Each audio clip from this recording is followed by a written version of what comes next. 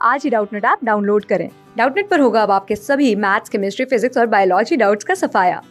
बस अपने क्वेश्चन की फोटो खींचो, उसे क्रॉप करो और तुरंत वीडियो सोल्यूशन पाओ। Download now.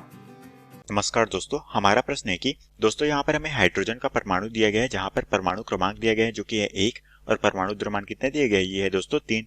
ठीक है, तो हमें बोला गया है कि हम इसे किस नाम से जानते हैं दोस्तों, हम इसे हाइड्रोजन 3 के नाम से जानते हैं, जो कि हमारा क्या होता है, ये दोस्तों हमारे हाइड्रोजन का समस्थानिक कहलाता है। ठीक है, तो दोस्तों हमें बोला गया है कि इसके परमाणु में उपस्थित कणों की संख्या बताइए। ठीक है, तो दोस्तों हमें यहाँ पर जो कणों की संख्या पूछी गई है, तो हमें यहाँ पर इलेक्ट्रॉन, प्रोटॉन और न्यूट्रॉन, इन तीनों जो कण है हमारे परमाणु में, इनकी हमें संख्या यहाँ पर ज्ञात करनी है। ठीक है, तो सबसे पहले दोस्तों हमें यहाँ पर जो दिया गया है, ये हमें बोला गया है कि ये हमारा क्या होता है दोस्तों, ये होता है हमारा हाइड्रोजन 3 के नाम से जानते हैं दोस्तों हम इसे, और ये हमारा क्या कहलाता है, ये दोस्तों हमारा समस्थानिक कहलाता है। ठीक है, तो दोस्तों हम जानते हैं कि ये हमारा क्या होता है, ये दोस्तों हमारा समस्थानिक होता है, जो कि हमारे हाइड्रोजन परमाणु का समस्थानिक कहलाता है।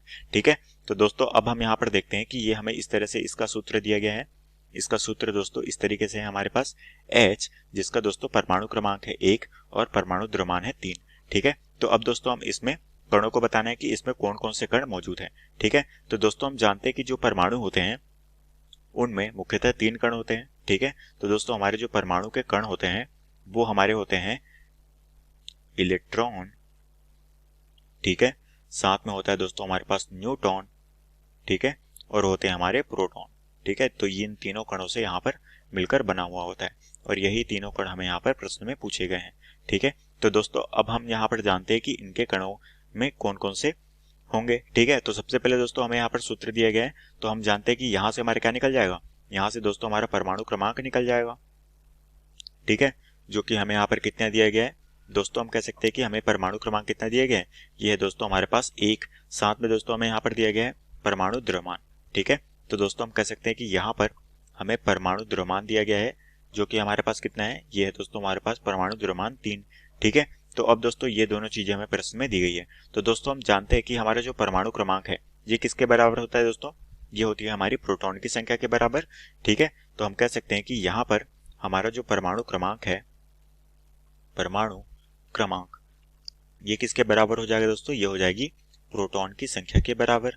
ठीक है, साथ में दोस्तों हम जानते हैं कि हमारा जो परमाणु द्रव्यमान है, परमाणु द्रव्यमान, ये दोस्तों किसके बराबर होता है, ये होता है दोस्तों हमारे पास प्रोटॉन तथा साथ में दोस्तों ये होती है हमारी न्यूट्रॉन, इन दोनों की संख्या के योग के बराबर होता है। ठीक है, तो दोस्तों हम यहाँ से क्या निकाल सकते हैं, यहाँ से दोस्तों हम प्रोटॉन निकाल सकते हैं, और अगर हमें द्रव्यमान पता है और प्रोटॉन पता है तो हम यहाँ से क्या कर सकते हैं, न्यूट्रॉन निकाल सकते हैं। ठीक है, तो अब दोस्तों हम यहाँ से प्रोटॉन निकालते हैं, तो दोस्तों प्रोटॉन की संख्या कितनी हो जाएगी, परमाणु क्रमांक के बराबर, जो कि है 1। तो हम कह सकते हैं कि यहाँ पर दोस्तों प्रोटॉन की संख्या कितनी हो जाएगी, 1। अब दोस्तों हम यहाँ से न्यूट्रॉन की संख्या निकालते हैं। ठीक है, तो न्यूट्रॉन की संख्या क्या हो जाएगी, परमाणु द्रव्यमान माइनस प्रोटॉन, द्रव्यमान कितना है वो है 3, माइनस प्रोटॉन कितना है वो है 1।